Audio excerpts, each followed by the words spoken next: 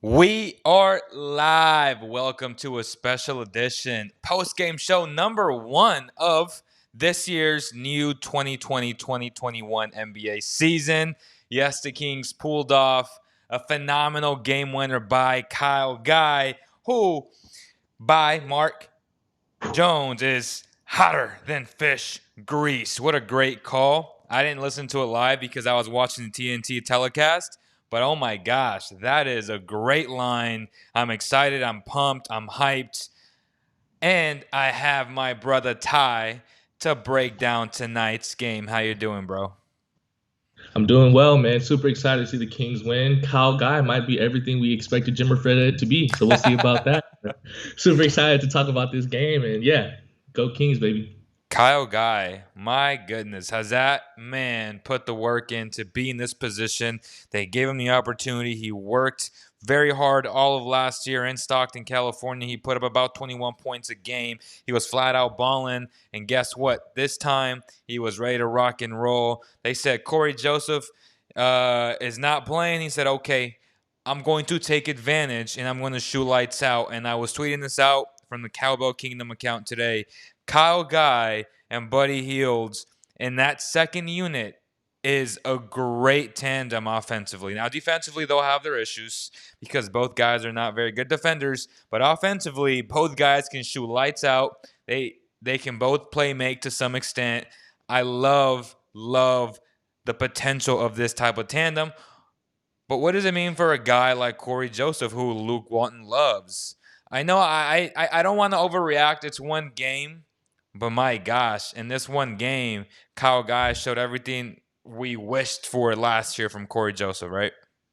Yeah, most definitely. I think when you look at that Kings roster and just the young core that we have a lot of playmakers, you know what I mean? So whether it's Kyle Guy or, we definitely got to see a little bit of Tyrese Halliburton, right? Just Yep. playmaking guys that, are able to find their teammates. So for someone that's like Corey Joseph, that's, kind of been underwhelming even this past season, it's difficult within the personnel, right? Luke Walton can love the guy as much as he wants, but if he's not performing on the court, then how are you going to play the guy? But yeah, super excited to see Kyle Guy really perform. I know it's kind of hard to kind of like deem him a position, right? Kind of like a shooting guard, but kind of facilitates a little bit at the one. So that's going to be a little bit hard in itself. But I mean, if he's still able to produce and knock down three balls, I don't see how he can't get minutes on this Kings team. Yeah, and he struggled towards the end. Nico Mannion was playing good defense. He was playing good offense as well. The Warriors made a huge run and give them props. It's preseason, but they never stop playing. That's the type of culture the Warriors have established, and Steve Kerr and company expect that from all of their players, and it sure showed tonight. Kyle Guy, again, as you said, and you said it very well, he's a tweaker guard. He's really a shooting guard, let's be honest, but he has some playmaking abilities, which I like, and in secondary options, I love it. So if you put a guy like him who can play make with Buddy Hield in the second unit, but again, Buddy Hield's going to start. Tyrese is going to come off the bench. I like this tandem we got going with Tyrese, Kyle Guy, and obviously the two starters in Fox and Hield. But it's going to be interesting to see how Luke Walton can play them all at the same time. I think it's going to be difficult, honestly, because Tyrese already has shown that his IQ, his feel for the game is just so good. So, can you really substitute Kyle for Tyrese? Probably not.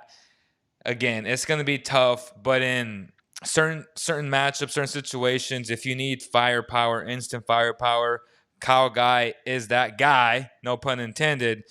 But what was your biggest takeaway just tonight? I think something that I've had a little bit on the side with you, Leo, is, shout out to my guy, Hassan Whiteside. My Okay. goodness. Okay. He was, Okay. Okay. he Okay. was looking a little slow at times, He but hey, was. 4 11, 9. You can't get mad at that, especially for a guy coming off the bench.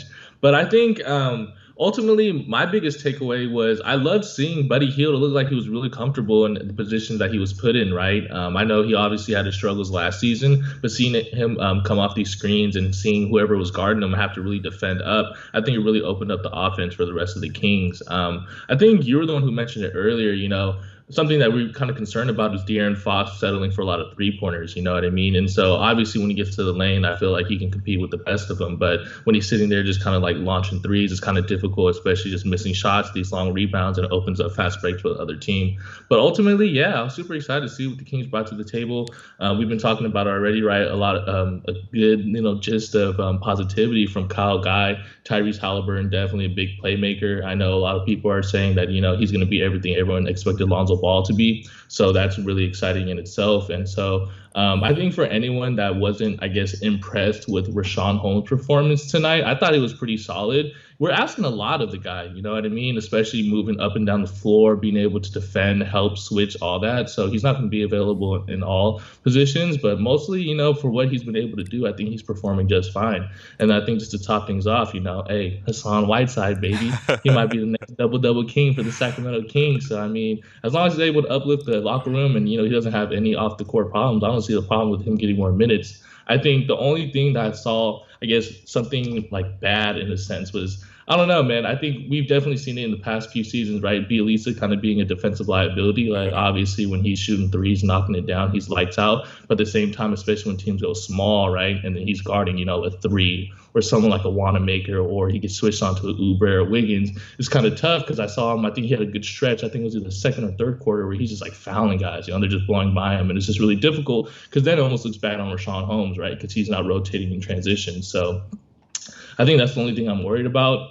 Hopefully, we can get a lot more minutes to the younger guys like Marvin Bagley. I think that's definitely where you miss a guy like Harry Giles, right? And I know we can talk about that Portland Trailblazers games, but ultimately, yeah, I think it was a super good win. And I'm not going to get too excited about a preseason game, but I think we have a bright future.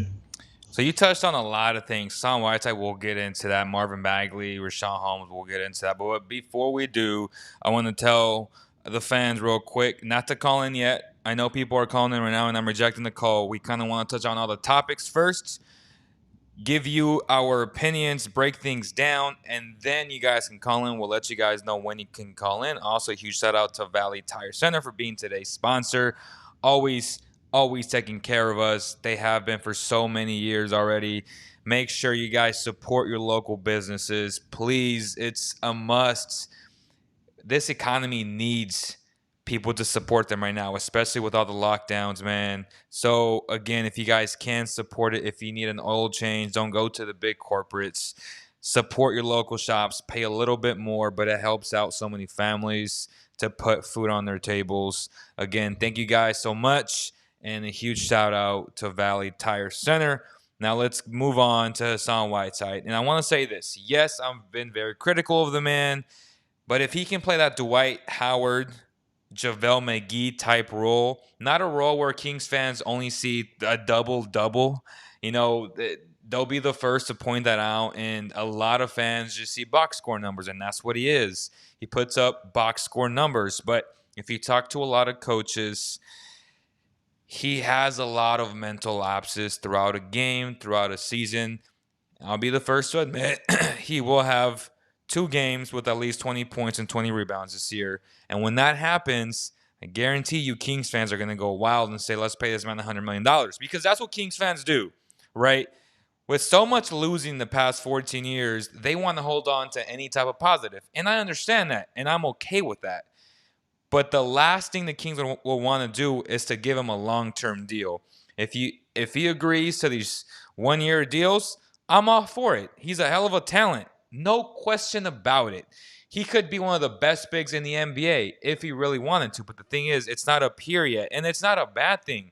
To me, he is a reserve-type player, a Dwight Howard, JaVale McGee type player. That's not necessarily a bad thing. So I don't want people to take it as, he's hating. No, I'm just being honest. To me, he is a role player that can come off the bench, get you a bunch of blocks, get you a bunch of rebounds, and produce some points if it lends itself. Now, I don't want the Kings running a lot of plays for the man. He's very lethargic, very slow. He doesn't match with their speed, but he does give them that versatility defensively, which a lot of the Kings players aren't good defensively, like Buddy Hield, Kyle Guy, those type of guys. And when they get beat, hey, guess what? You have a nice goalkeeper back there. Also, Meru, he's nice. He's a long athlete, showed a lot of versatility defensively, had an air ball there, but also had a nice jump shot. I like what I saw from him in those limited minutes. But going back to Rashawn Holmes, and I'm sure you'll touch back on Hassan Whiteside, but Rashawn Holmes in 21 minutes, 4 or 5 from the field, 8 points, 7 rebounds. I know he had 3 turnovers from the top of the key. He really hasn't been in that type of situation, so I'm okay with giving him reps. It's the preseason. Allow him to have a feel for that because he's never been in that type of situation. And I pointed that out on Twitter. I said, you know what? He needs more reps. He needs more time. It's okay. It was ugly, I'll be honest. But I think with time, he's smart enough to adjust to how teams will play him. And if he can see those cutters, I am A-okay with that. Obviously, he's not a Harry Giles, but if he can be 65% of what Harry is as a passer, I'll be okay with that. To me, Rashawn Holmes is the starting center of this basketball team. I like what I saw from Bagley early on. He looks lively. He looks healthy. And we have to pray that he stays on the floor because if he does stay on the floor, he gives the Kings another element. He gives the Kings more versatility. Yeah, most definitely. When you just look at the Kings front court, I mean, some would argue that's pretty crowded, right? But at the same time, about in terms of like, who's actually going to get minutes, I think, just kind of going down the list, Rashawn Holmes, just like you mentioned, he had some of his mental lapses throughout the game. But at the same time, like, just like somebody that, works hard and always plays 100% every single play. And that's all you can really ask for. I think what a lot of people are like forgetting with these high expectations of Rashawn Holmes is prior to him coming to Sacramento, what was he? You know what I mean? He was just kind of like a role player. I think he came from Phoenix, right? Kind of didn't really get much minutes. And so now he's just starting center on, a solid basketball team. So I think with that being said, you got to give the players some time to, get adjusted, get acclimated. I know he's kind of came off that injury. I know it was a while ago and during the bubble, but at the same time, you know what I mean? As long as they're able to get the job done and do everything a Big's asked for to do, you can't really complain. Now, kind of touching on the Marvin Bagley situation, I think it was super exciting to see, the energy guy that he is, the young, athletic, first hop guy. And it's a lot of those plays that you don't expect, right? Where Darren Fox goes in the lane, misses a shot, and then all of a sudden Marvin Bagley's there dunking it. You know what I mean? And I think that's definitely something you want to get out of a young guy like Marvin Bagley.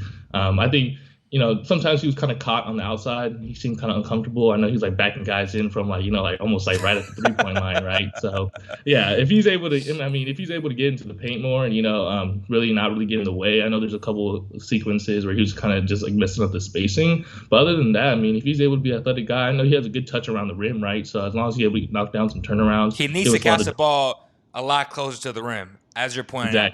Go ahead, yeah. Exactly. Yeah. All I was going to say about that was just like, if he can give us that double-double that we need, I don't see any problem with Marvin Bagley being successful for us this season. Hassan Whiteside, I know we've kind of already touched on that. Yeah. He is pretty slow. And just like you said, there's a reason why, he's kind of, he's taken a minimum contract after the huge contract he's coming off of. I mean, at the end of the day, if he's able to perform, I don't see a problem with giving him minutes. For any Kings fan that does believe he should be a starting center, I think they're tripping. You know what I mean? Especially the way that we're playing at this point. He's definitely like a fun character, definitely super fun on social media. And so that's obviously fun coming from a fan perspective. But in terms of like the politics of basketball, as long as he's able to perform and be a professional, then, give him minutes. Matu, right? That's his name? Yeah. I know I was watching him during the Portland series, right? The first two preseason games against Portland, and dude, he looks pretty lively, man. I mean, I don't really know too much about him. I don't know how he ended up on a roster, but he's here. I mean, I would definitely love to see him sprinkle some minutes, especially anytime there's garbage time, or even, sprinkle him in with the second unit. I can definitely see him, I just want to see what he's capable of, especially with a guy like that. And so, for all we know, he can, be a real nice, like, energy boost off the bench. And then, just kind of like touch on that last thing. Like Frank Kaminsky, he's Frank Kaminsky. That's what you got to expect out of the guy, right? Around the paint, putting it in, missing a couple layups, missing a couple rebounds. Occasionally he'll get a steal, block, and then occasionally he'll also let a guy just drive past him. So, I mean, Frank Kaminsky, Frank the Tank, it is what it is. And he's then not a rotational player. No. Yeah. Lastly, just kind of touch on Bielisa again. I'm a little worried. It's a crowded front court, so I don't know. I mean, assuming that Marvin Bagley is able to stay healthy and, he's in our starting lineup alongside Rashawn Holmes, I mean, if Hassan Whiteside really takes over, that defensive prowess role, I don't know if the Kings decide to go small, but if he continues to be a defensive liability, I think it's going to be hard for me as a Kings fan to root for him to be on the court, right? Because the Kings are already a liability on defense. So to have another guy that's, especially in the league that's going smaller, faster, if he's not knocking down the 3 ball, then what does he really provide to this Kings team? So hopefully, he's able to adjust, and we'll see what this season has to hold. SH Noah says in the comments, for God's sake, Leo, you're way better than that. Matu is trash. Hey, man, I saw what I saw. I don't know much of him. Neither does Ty. So what I saw today, I saw a lively athlete who got blocks the same way Hassan was getting, but I saw a much livelier athlete than Hassan Whiteside, who hit a jump shot, and as I said, he also airballed a very long 3-point shot. So he wasn't even by the line; he was way extended. So again, what does that mean? He probably won't get much playing time, if any at all. This front court is crowded. Bielitsa may not get playing time, so I'm not really tripping on that. I was just making some comments of whether or not if what I thought about this kid. I like what I He's saw. 23 years old too. Yeah, 23 years old. Yeah, yeah. you know, what I mean, I look at him mean, play. it is what it is. As you said, Bielitsa, if Marvin Bagley stays healthy, you have to play Bagley just in terms of upside. Now, as of today, I still think Bielitsa is a better player from what we've seen the past 2 years. But at the same time, it's another year for Bielitsa. He's getting older. He's becoming even more of a liability, and we saw it today. His rotations are really slow. That's my boy, man, and I love the guy to death. Personally, he's a good friend of mine. But basketball wise, as you said, if Bagley stays healthy, you have to play Holmes, you have to play Whiteside, you have to play Bagley, and I think you have to play Harrison Barnes at the 4. So if those are your 4 guys right there, will Bielitsa get playing time? Luke might find a way to get him in there if there's foul trouble early on.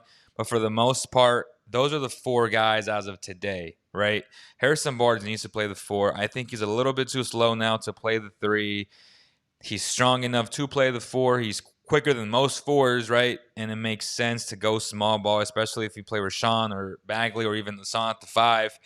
Those are the type of lineups that we'll have to see because you're going to have a 3-guard lineup when Halliburton, Buddy, and Fox play. So if those 3 guys are taking 3 spots, then you have to figure Harrison Barnes is going to play the 4 at some point during the season. I think he's best at the 4. That's my opinion. I know a lot of fans want to play the traditional, oh, he's a 3, we want a 4, we want a 5. No, in today's game, you got to go small. You have to be versatile. You have to be able to switch. And to me, if you do play Harrison Barnes out the 4, and he becomes your Draymond Green, where he can push up the ball. Today, as I pointed out on Twitter, I said, look how hard Buddy runs to his lane, and then that attracts a defender to go and stay home on Buddy because you can't leave him open, especially the way he's shooting the ball right now. So what does that do? That creates space and transition for a guy like Harrison Barnes, and he got a foul off that play. That is the Buddy Hield all Kings fans love, when he's running hard, he's running his lanes, and when the team is playing up tempo. That right there will get you the best version of Buddy Hield. Because as I've said in the past, you know, a lot of people want to say, oh, you guys are friends, blah, blah, blah, and you always defend them. Y'all must not listen to the show. Bo Ty and I always destroy his defense. Like, we always hold him accountable. So it's my personal relationship with Buddy has nothing to do with the court. I hold him accountable all the time. Like, anytime we FaceTime, I tell him straight up, and yeah, we get in arguments, stuff like that. But it is what it is. Like, he'll say, well, everybody sucks on defense. I agree, but you have to say, I also suck on defense. And I tell him that all the time. It's not like I don't tell him, and it's not like I don't point this out on our shows. It's you guys, again, a lot of Twitter sheep out there, too many sheep out there who have selective hearing and just selective eyesight, because we always hold every single person accountable. Bielitsa, again, friend of mine. Bogey, friend of mine.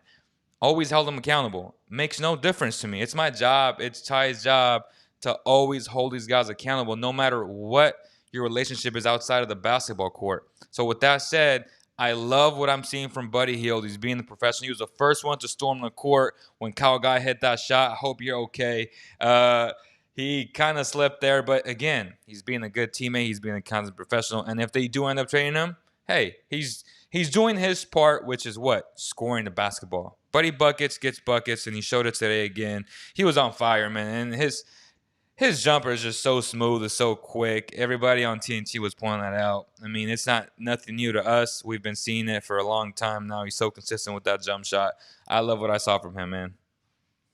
Yeah, most definitely. I mean, I think more Kings fans are gonna hop on the Buddy bandwagon now that Bogey's gone. But I think with that being said, at this point, do you kind of miss Bogey a little bit to add a little bit of firepower to that second unit, or what are your thoughts on that? Man, I'm really liking what I'm seeing from Tyrese Halliburton, and I can see why Monte. Again, it's still inexcusable in the sense that you still could have signed Bogey, traded him the following year, right? But seeing what I'm seeing with Tyrese, I kind of understand the mindset that Monte was making that ultimate decision, and maybe theories out there, right, where we saw those rumors of Tyrese not wanting to get drafted early because he wanted to play for the Kings. That was nuts. Like I Yeah, never in my life first would have time. expected that. So if that was an under the table promise, then it makes sense. Then it makes sense because Tyrese right now in 3 games, the first game wasn't great. Let's be honest. But I guess the second game, which I didn't see, I have yet to watch that game. But he had a nice game, and today he had an even nicer game, in my opinion. He's looking nice, man. Again, you can't teach instincts. You either have it or you don't, and this kid already has it. So he brings a different element. He's not the shooter that Bogey is. They're both good playmakers, but he can just push the ball, and he's lively. He's athletic. He's very good defensively. I feel like his instincts defensively today, we saw it again. Deflections, him and Fox off those deflections, that's nice. And then if you have a sniper like Buddy running the floor the way he was, with those two guys pushing, my gosh. So to answer your question, I still would have signed Bogey just from an asset standpoint. And again, he would have been a great mentor to a Tyrese Halliburton. Great teammates, beloved by everybody, great human being. So again, it's tough for me to really answer that, but I do see why he passed on him. And if that was the biggest case, then yeah, I guess. Most definitely. I think, any Kings fans, especially like what Bogey was able to do for Sacramento and like, he's obviously a great player, right? So having him on your roster definitely would have been beneficial. Yeah, it is kind of, up in the air in terms of if, it was kind of an under the table thing with Halliburton that he would get more minutes, shipping away, well, not shipping away, but letting Bogdanovich walk. I think especially with a small organization though, if we have the money and we're not going to use it for anything else, why not re-sign the guy, right? And then just like you said, accumulate assets in that retrospect. But yeah, super excited to see what Halliburton's able to bring to the table. I know you mentioned you didn't get to see that second preseason game, but he looked way better. I know he said he felt like who did he say he felt like? He felt like the one basketball character that was like lost. I don't know if it was like Yeah. I think it was like Bow Wow or something, but like where his hands are super shaky, he wasn't really comfortable on the court. But the second game, you definitely got to see his instincts come in. So I highly recommend you check that out. But yeah, Halliburton, man, I'm hoping that his playmaking ability definitely outshines any of his flaws, right? Defensively, Yep. offensively, finding his teammates, and then yeah, I know that he was open a couple times out there on the perimeter, and we just didn't get the ball out there. So I definitely love to see him knock down some catch and shoot threes because I know he had shot a great percentage in college. I mean, off the dribble, we haven't seen that yet, but definitely if he's open there, I want to see him, launch the ball. So let's talk a little bit about De'Aaron Fox and that video that E-Man, he was the one that posted that video actually. So shout out to him for doing some research. I'm just going to read the description, which was a catch and shoot shot is generally more efficient than the pull-up shot. Guys who are elite at pull-up shots are J.J. Redick, Jason Tatum, Damian Lillard, and Middleton. Fox is nowhere near a shooter like these guys, yet we watched Fox attempt 7 pull-up shots. I think it's reasonable to expect Fox's pull-up three-point percentage to continue to increase. Players across the league are shooting this shot more often than ever before. With that being said, I would like to see Fox knock down a couple stationary 3-point shots before he takes these heat check pull up shots. Now, today we saw a lot of pull up shots, which again, it's preseason. He needs to take those shots, but I'll be honest, the shots didn't look good. And it's not, to me, there's a difference between missing. Let me rephrase that. Guys miss shots, right? But to me, it matters how you miss a shot. And the Hmm. way he was missing the shots is not encouraging. But again, I think he had 1 or 2 stationary threes, which those were better. But again, That's where you need that secondary playmaker to create for De'Aaron when he's coming off of screens, maybe back picks on the baseline, stuff like that, running more actions for him in that way rather than him facilitating and just being off the dribble. I like his mid-range shot. Obviously, when De'Aaron Fox is attacking, he's one of the best in the league. I mean, this dude is so fast, nobody can stay in front of him. But he does need to get his confidence up as a stationary three-point shot rather than starting off with the pull-up shot. Thoughts on that? Yeah, most definitely. I agree with you 100%. I think even working from the inside out, right? Let him knock down a couple like 10, 12 footers, a little bit off the dribble and just get that flow going, get to the paint, knock down a little bit of free throws, you know what I mean? Just kind of get in the flow of knocking down jump shots. I think just like you mentioned earlier, let's not like take too out of context a preseason game, right? Yeah. So, I mean, for any of our main guys like Buddy Hield or De'Aaron Fox, try anything that you've been working on in the offseason. So, although a lot of Kings fans might be discouraged by this off the ball dribble shooting, these guys are max player, you know what I mean? So you got to see him extend his game and, definitely maximize whatever potential he has. So, yeah, I don't really have much to say on that. I agree with you 100%. Hopefully he's able to, start knocking down the three ball a little bit more consistently, but especially, we have to look at it from the perspective of like long term, right? This is our guy. This is our franchise player. So if he's able to develop and turn into like a Damian Lillard-esque player, right, being able to knock down the long three ball just adds a whole nother element to the game and can make us so much more dangerous on the court, especially with Buddy Hield on the other side of him. So that's my thoughts on that. He was 1 of 7 tonight from 3, 6 of 13 from the field. So that right there shows that he only missed one shot outside of the three-point line, which is good. Still 6 of 13, still pretty good. 17 points, 5 assists. I am A-OK with the Kings W. Obviously, outlying stats because he would have had much better stats if he would have played more than 24 minutes. And 24 minutes, those are great numbers. Buddy Hield in 24 minutes, 18 points, 5 of 10 from beyond the arc. You had a lot of versatility, a lot of balance all the way around. Whiteside, 11 points, 9 rebounds. Kyle Guy, 20 points, 6 of 10 from beyond the arc. Shot lights out, man. I like what I saw. I know some people have been asking us on the comment section to talk about Woodward, and then Ramsey, and then Robinson. We talked about Kaminsky. I wouldn't want him to make the roster, honestly. Like, I'd give that spot to Metu. And then, yeah, so I think we've touched on every well, again, they in the comments they keep saying that Barnes or somebody, Bass Brumham says that Barnes isn't a 4. Again, Bass is the type of guy who wants to play with 8, 7-footers at all times. So he's old school. He likes big bigs like the Hassan Whitesides of the world. Obviously, in today's NBA, it's a little bit different. And even to his argument about the Lakers being, all these bigs, they were best when AD played the 5. Make no mistake about it. So I know he wants, we'll see, this is the first big team, and everything went well for the Lakers. So let's point that out, too. Like, every single thing went well for the Lakers with the bubble, the whole bubble experience. Not to make excuses, but everything went well for them. So I'm not in the belief that this season or this game of basketball will go back to old school play. Like, it's not.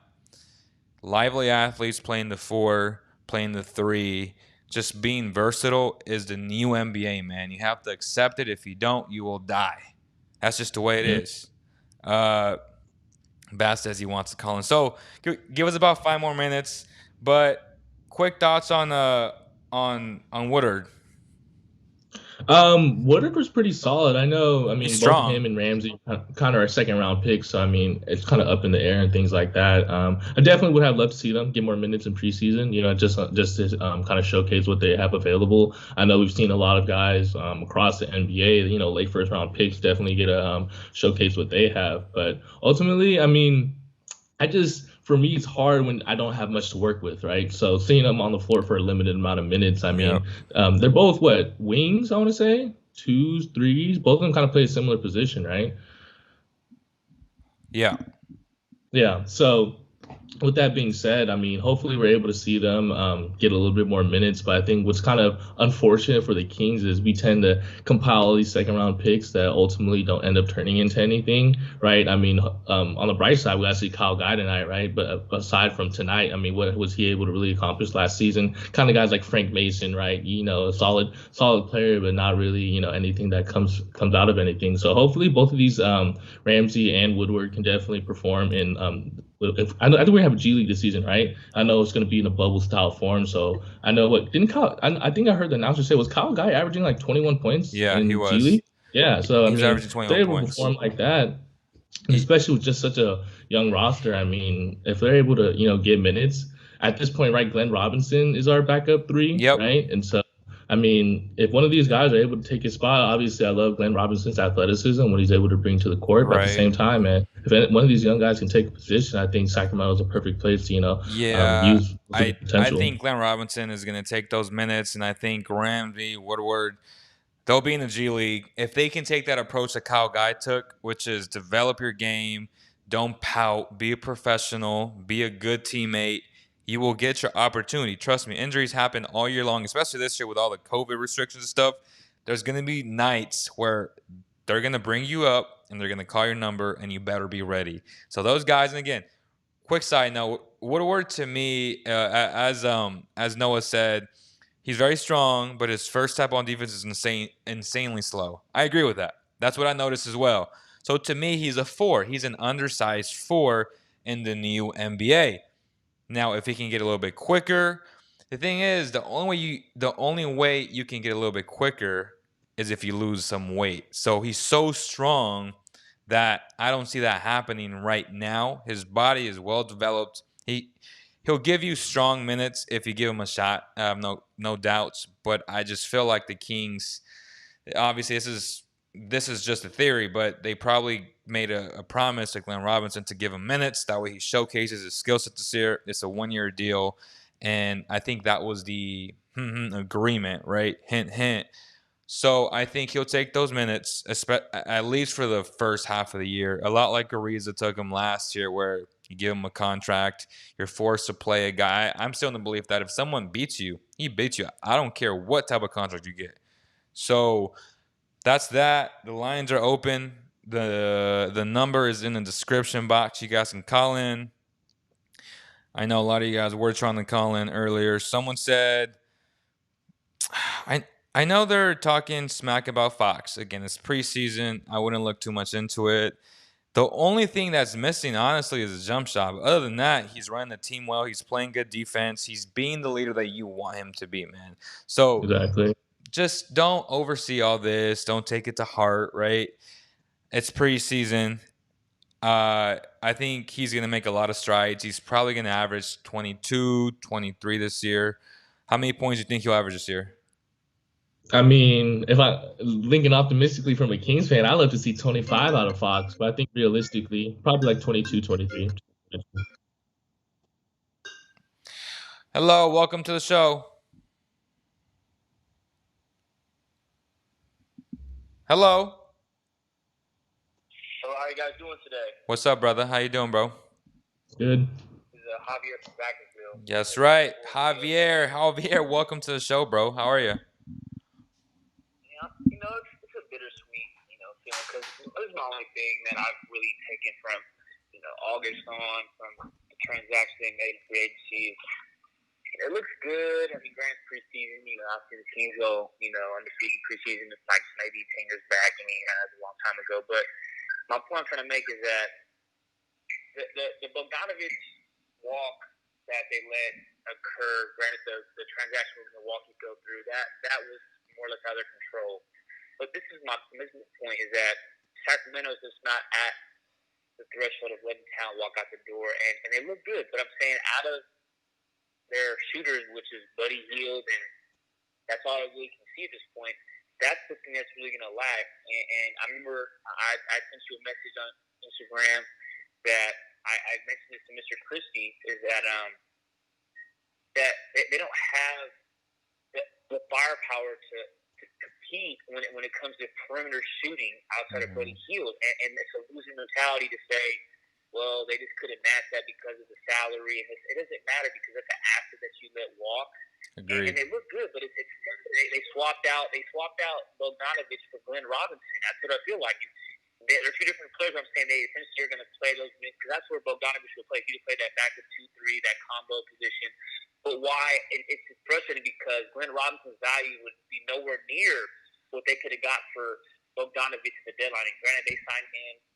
1,000%, bro. 1,000%. So right now you'd have Bogdanovich, Halliburton, Buddy, and Fox, and those guys right there, to me, that's competing for a playoff spot. Now, as you said, you lose depth, and Glenn Robinson isn't bogey. I don't care what anybody tells me. Like, if that was the case, the Hawks would have offered him the big contract. But as we know, there's a lot of Kings fans who are just delusional and they're hateful. And they'll say anything they want about Bogey. He didn't produce. He only scored this amount. He only did this. He only did that. But what they don't realize is all the other intangibles that he brings to the table. The Hawks saw that with the super young team, and they pulled the trigger. And that's why I was upset. And then when Ty brought up the point earlier, I'm conflicted because Halliburton is really good already, and he has great instincts. But as you said, you should never, ever allow an asset to walk away for nothing. And that's what the Kings did. So to me, it makes it really disappointing. My final point I want to make with Leo is this. Name the last Kings player hit a game winner against the Lakers. But this is the main point. My main point I want to make before I get off, because I know you got to go to calls. They sat there all season, sir. And they'd say last season I'm calling Napier and Christian 1140, and I say they were playing fast, up tempo, and they were at this pace 18-19 with Jaeger. Why are we going to this slow half-court offense? Christian would say, Javier, it's not sustainable. It's not sustainable. It's not sustainable. And you watch the telecast tonight pregame with Christensen or Katie Hunter now, and Christie, and they're like, yeah, they realized that last year they went from first or second in pace, 18-19 to like 19th, and now their emphasis is going back to pace. And I'm a 4-year college football player at the Division III junior college level, but I've seen how bad of the basketball that they displayed last year, of how they took 12 steps backwards. It's like, how am I a diehard Kings fan that has some basketball acumen, but compared to a Luke Walton, who's a seasoned vet in the league, and now he's coach of 10+ years more or less, how come he's given an opportunity to say, oh, I got to walk that back and say, man, we should have stuck with what Jaeger had, because it's like, granted, Bonnie lost his job, but we've seen if they would have played like that last year, I'm not saying they would have made the playoffs. I'm damn certain they wouldn't have finished where they were. That could really cost them, I think, at least 5 wins. And Bogdanovich, yep. I still think could be here, and that's what is frustrating me, because they said, oh, I don't know if you watch the pregame. They're saying we're going to focus getting back on pace. Why'd you ever get away from it? That I don't understand, because Bogdanovich, like you said, when they let him walk, the loser mentality is, granted, yeah, they're not playing like losers, but it comes back to the nucleus of it all. When they want shooters, when they get these guys in their prime, the Foxes and the Halliburtons and the Bagleys, and say, we need shooters around him. Well, Buddy is going to be the one. Well, who else out of him can shoot on the 1,000%. team? 1,000%. 1,000%, man. 1,000%, and I'll expand on that in a little bit. And I appreciate your call, brother. Thank you. Appreciate it. So that was Javi. Great call. And that's exactly what I was telling E-Man. I told him, I said, what if De'Aaron Fox comes out game 1, game 2, game 25 games in, and the Kings are, I don't know, they have 14 wins, right, in the first 25 games, and he's killing it. And the Kings are struggling from the 3 because they only have one legit shooter. At Kyle Guy, maybe. To me, Kyle Guy is still not the player that Bogey is, right?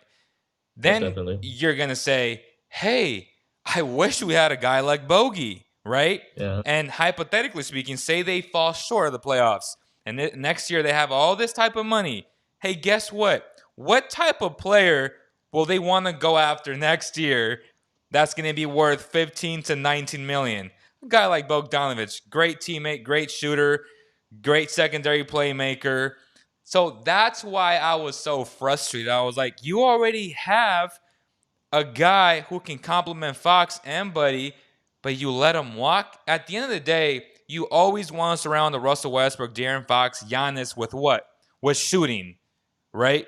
So to me, it was counterproductive, counterintuitive to allow him to walk away for nothing. Now, if they would have had Dante, I would have been happy with that. But the point is, for all the politics involved, it didn't happen. So what do? You should always match. So to your point, and just to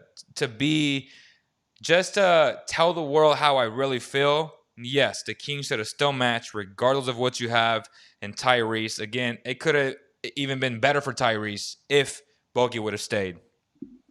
Yeah, I completely agree 100%. I feel like, especially as a small market in Sacramento, I mean, how many attractive free agents are we really going to get? A guy that really, cared about Sacramento, cared about the team, cared about the city. I mean, what better can you get from that?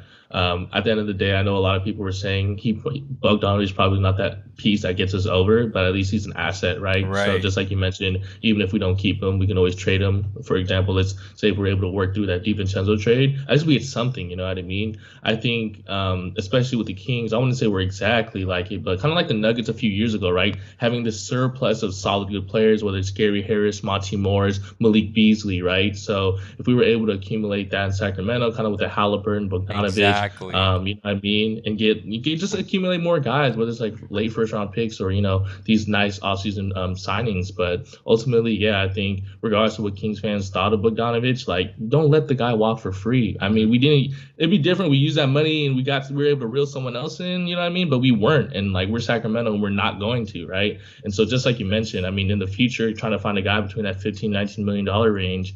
I mean, what options do we really have? So ultimately, it's tough. It's tough as a Kings fan, but I saw someone mention it earlier. At the end of the day, Bogey's gone, right? We have to be loyal Kings fans, and we just have to keep it pushing. So with that being said, I think for anyone that's kind of regretting letting Bogdanovic go, we just got to be the biggest Halliburton fans, and hopefully, he's able to sell immediately. Yeah. What's up, John Morant?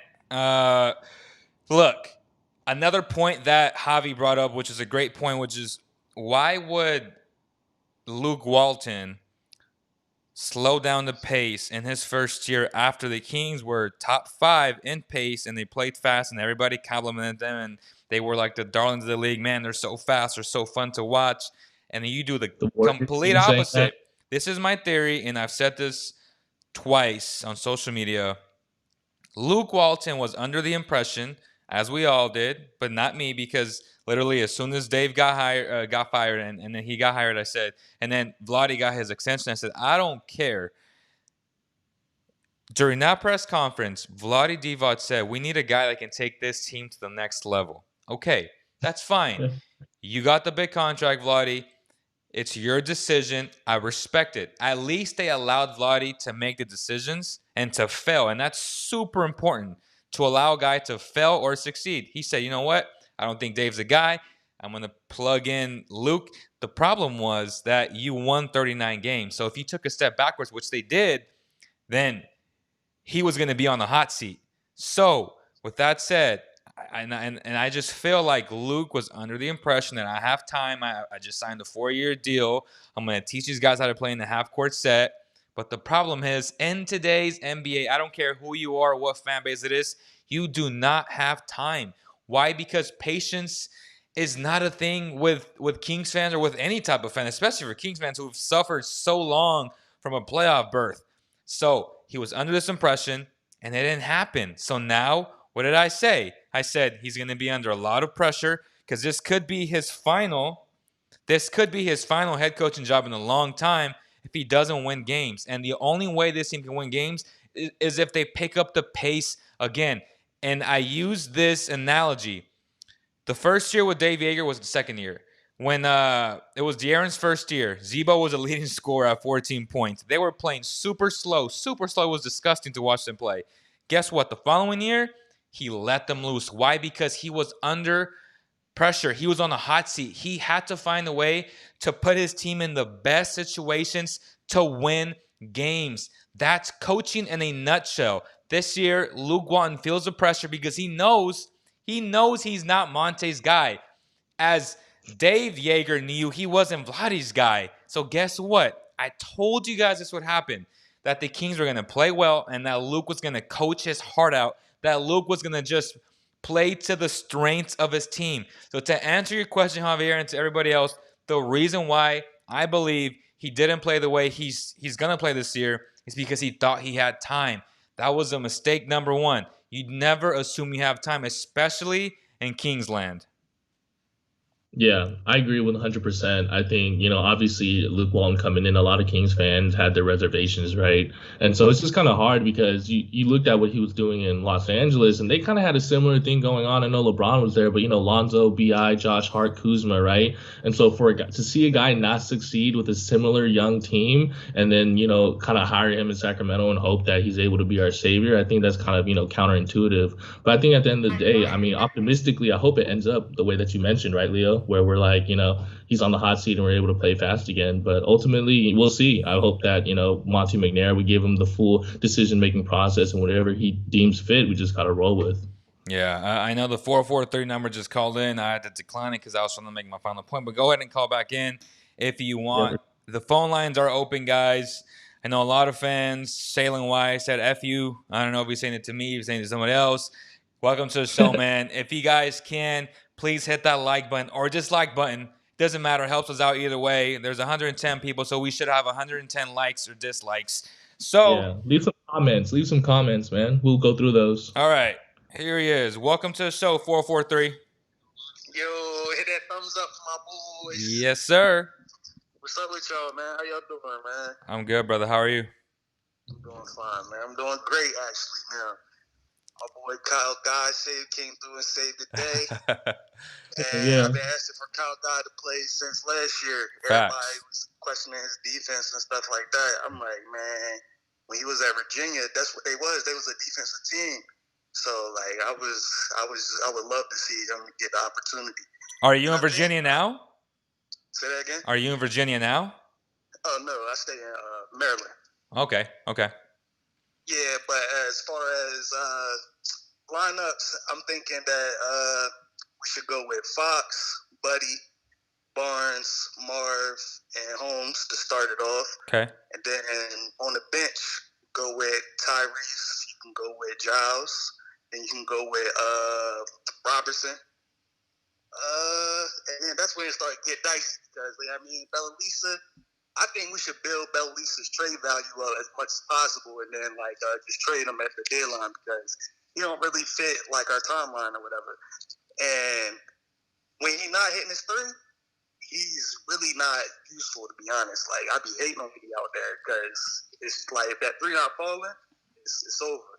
Mm-hmm. But to build his trade value, I would start him. Well, not start him, but he would be the four off the bench. But after that, Hassan Whiteside. I think that's a great lineup right there, and we gonna run it. What you think about it? Yeah, it makes sense. Again, Bielitsa, as much as I love the guy personally, I just feel like with Barnes probably going to play a majority of the time at the four, you have Marvin, Hassan, and Rashawn Holmes. Those are four guys right there. The guy who's on the outside looking in is Bielitsa. But again, and I promise you guys this, and I know this much, Bielitsa won't complain. I guarantee you guys, he's going to be a great professional, a great teammate, support his teammates at all times. So you don't have to worry about, what's he going to say? He's not playing. You don't have to worry about that. He's not going to talk to the media and say, man, I want playing time. Yeah, because when he was at Minnesota, he was pretty much the same role that he would be right now. So I kind of understand it. But yeah, I'm hyped though. I'm hyped up, man. I think we can make some noise, man. I know Kings fans been going through a lot. It's been 14 years we've been down. Trust me, I know, man. I had some hard times. When Bogey left, I'm admit it, I cried, man. I was like, yo, there's no way we let Bogey go for nothing, man. That's stupid. But hey, man, it is what it is. Yeah, man. But I think the Kings gonna have a good season. We would have had a good season last year. We was 3.5 wins away from the playoffs last year. So, and it was a lot of injuries. So I believe if we play together, everybody stay healthy, we're gonna be there. So we're gonna be here all season. All right, brother. Appreciate you calling in, man. Thank you so much. All right, no doubt, brother. Great call right there. Again, as he said, they were 3.5 games out before the bubble experience with injuries, with a bunch of miscellaneous things that happened to the Kings. They were literally right there catching stride. They were hot 7-2 in the last 9. And these people have the audacity to tell me that there's no shot. And I'm like, you just maxed out De'Aaron Fox. Do you not believe in Fox? And again, from 2 shows ago, right, where me and E-Man were talking about this, it really comes down to whether or not you believe in De'Aaron Fox, okay? If you don't, that's fine. Start the rebuild. I am A-okay with that. But don't tell me I'm going to extend this guy to $200 million, right, almost, and then tell him, you know what, I'm going to go on the rebuild and waste your time. Like, no. Surround him with the best players possible, with the best talent possible. Whatever that is, you're Sacramento. You're going to have difficulties bringing in players. We understand that, which is why the Kings should have re-signed or matched Bogey Bogdanovic. $18 million per year, that's not a lot. That's what all these guys are getting paid, man. Joe Harris, Bertans, all these guys got paid. Van Vliet, like, all these guys got paid way more. So don't act like 18 is a lot for a guy who is a good shooter. He's not a buddy shooter. He's a good shooter, and he's a much better playmaker. And it is what it is, man. Shout out to Jessica Brown. He said, Leo, you speaking facts. Love Buddy and Fox are being used right, and particularly, again, it comes down to playing with the high pace for this team. Luke has to play to the strengths of this basketball team, and to me, it's always been high up tempo. Let the fastest player in the NBA do his thing, and the game has slowed down for him, and he's making guys better. And I just feel like if you give him the keys, he's gonna be just fine, and he's gonna lead this squad to a lot of wins. And with the play-in this year, I just feel like they have a shot, man. Call me crazy, but I think if they finish in top 10 and they're playing this one-game elimination, they have a shot. So if last year, and I get it, teams got better, no doubt, but you're also saying that you don't believe in Fox getting better either. And if Fox gets better, this team gets better, period, by default. And am I going to backtrack on my whole comments about having a losing mentality? Hell no, I'm not. That's how I feel. I'm tired of this idea of, oh, let's rebuild. No. Rebuild/tanking are very similar in the sense that they both end in what? Losses. And losses is how you don't establish a positive culture. It's how you don't reel in good free agents because nobody wants to play here. I get it, man. Y'all want to get a great draft pick in a very good draft. The problem is I don't want to allow a lottery system to dictate the future of this organization because we have seen how that's worked out in the past 14 years. Yeah, 100% Leo. I definitely see where you're coming from. I mean, we can talk about Bogdanovic all day, but at the end of the day, I mean, although we should have re-signed him, it's in the past, right? Yep. I hope for the best for him in Atlanta. Same thing for any Giles fans, right? I think we would all love to see him off our bench, definitely providing great minutes. But with that being said, I hope the best for him in Portland. He's definitely excelling there. In terms of touching on the kind of like the rebuilding process topic, like Leo, you know my perspective on it. If we're going to push for the playoffs, let's push all the way. If we're not going to push for the playoffs, let's not continue to do this half-ass rebuild. Exactly. Or we're drafting between 5 and 10, right? So ultimately, just like you said, right, you sign a guy like Fox to a max contract, you know, you got to think about in terms of long-term plans with him. And so ultimately, if you look at this roster right now, I think we can definitely make a push to the playoffs. Hopefully we can get some wins this season. And just like you said, it's going to be difficult to kind of, you know, go towards rebuilding if we're right outside of the playoffs, and especially with the playing tournament, you know, our chances are way better. So ultimately, let's look forward to that. I think let's just say, you know, thinking pessimistically, right? Let's say we start out the season not playing as well. Let's say hypothetically Luke Walton gets fired, right? And we're just not looking great. I mean, all right, let's rebuild then, and let's, you know, get a pick and, you know, let's just keep it moving. But at the end of the day, I definitely get what you're saying in terms of you don't want to instill that losing mentality in Sacramento because it's been there for the last, you know, couple decades, right? So with that being said, man, I'm just super optimistic for what the Kings have. I'm hoping Tyrese Halliburton can definitely be like a reincarnation of Lonzo Ball at UCLA, and then definitely having that tandem alongside, you know, Buddy Hield. If he keeps shooting like that, especially scoring within 18 minutes, dude, I can definitely see him scoring 25 plus a game, right? He got money. So, I mean, don't see why not. And so, and I think someone that we're definitely forgetting about is Marvin Bagley. This is the number 2 pick in the draft. You know what I Exactly. mean? So, I mean, if he ends up turning into a DeAndre Ayton-esque player because he was drafted 1 pick behind him, boom, right back in it. So, super optimistic for the Best Kings case in the scenario, man, is if he turns into Sabonis.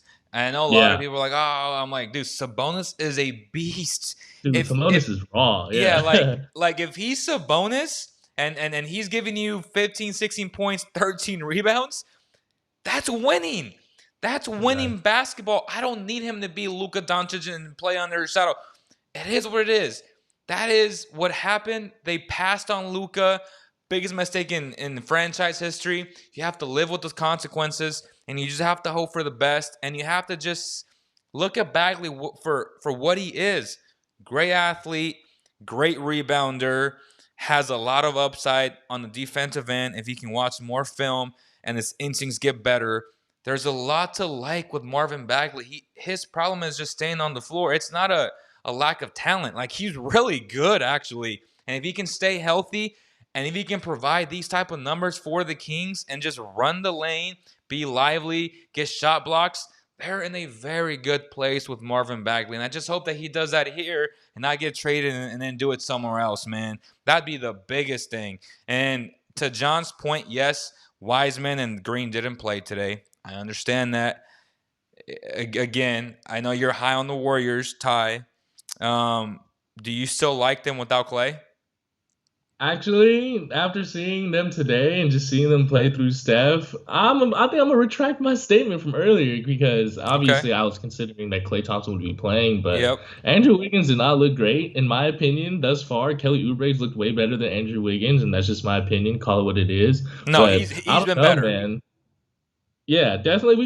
I can definitely see Steph Curry returning back to his MVP form, right, where they're playing through him and he's putting up crazy numbers. But with that being said, they just don't have that same supporting cast as they used to. And especially just speaking to the bench, having a Sean Livingston, Andre Iguodala, those are huge, you know what I mean? So, I mean, I don't know about the Warriors, man. They didn't look great. I mean, I definitely love seeing Steph Curry go off and just knock down 3-pointers, but He's I crazy, don't know bro. if I don't know if he's really going to be able to carry that team. I think if anything, I kind of like what they have in Atlanta a little bit better, right? Because you can argue that Trae Young's basically a very similar player to Steph Curry, but they have a way better supporting cast in Atlanta. So, I mean, yeah, you heard it here first. I take back what I said about the Warriors. I don't know if they're the number 3 team in the league anymore, but I'm still rooting for my guy Steph, man. Yeah, I mean, Steph was just wild tonight. That's the Steph that we all know and love.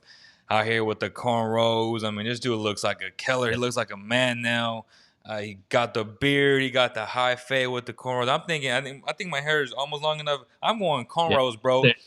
As soon as that happens, man, I'm going cornrows and I'm getting my game up right now. I finally hooped today for the first time in a long time. I'm gonna get back in shape. I don't know if y'all are watching the whole Frigga versus Dev in the lab Yeah. hype. I mean, Dev's my boy. I've had him on the podcast before. Great people, and that really inspired me to really just tell myself, hey, bro, like, this pandemic has really kept me down in terms of, like, to me, basketball is my life, really, right? And Yeah. I was in great shape in February. I was playing lights out. I was 180 pounds, which is the first time in a long time since high school. And then, obviously, I feel like a lot of us have just stayed home. We're not as motivated, to be at a great physical shape.